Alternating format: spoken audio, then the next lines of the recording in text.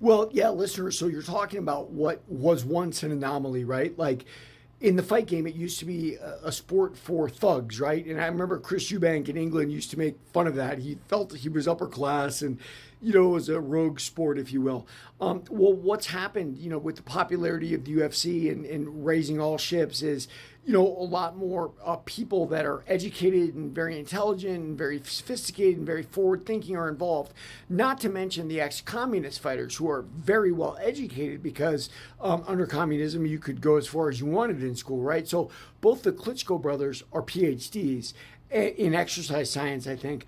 But in any event, I remember the Corey Sanders loss. I remember the Lamont Brewster loss, both brutal. And Vladimir Klitschko realized, hey, something is wrong. I've got to fix this, which is very self-reflective and not something everybody can do, right? Not something everybody's put in the position to be able to do. And so he went and got Emmanuel Stewart from Kronk, and Emmanuel taught him effectively how to box. Like, why did he not know how to really box or defend himself before? Well, he was so big, it didn't matter, right? Like, physically, he could overcome people in front of them just by sheer mass and size.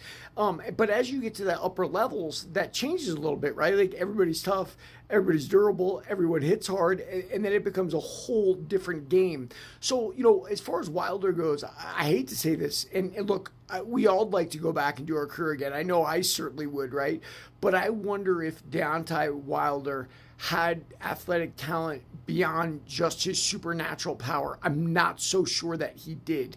But then again, he took up boxing at 18, so you got to forgive the man for not looking like. So where was I don't know what Deontay Wilder's career would have been like if he had gotten into boxing, at an early age and developed that muscular development where like suddenly when he put on muscles, he was still slick and sharp and everything else.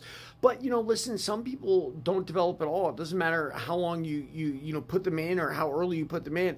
It's why like most of the time, if you're a really, really big puncher, you're not really necessarily a slick boxer. And it's why if you're really, really good at jujitsu and in MMA, you're not usually really, really good at striking, right? There's people that are kind of even with each and they're pretty good with each, but very difficult because the body is different. Like the type of muscle it takes to grapple with is a different type of muscle that you're using when you're striking. So being good at both, being an A-level guy at both is almost impossible. Then that leaves the holes.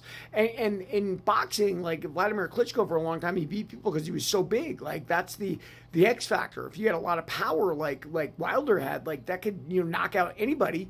That's an X factor also. So it doesn't matter if you don't have as much talent as somebody else in some other area. And that's why we love it. It's the Rocky story in boxing. We love the fact that the underdog can wipe away the star in one swipe, and that's Americana. Everybody remember Warrior of the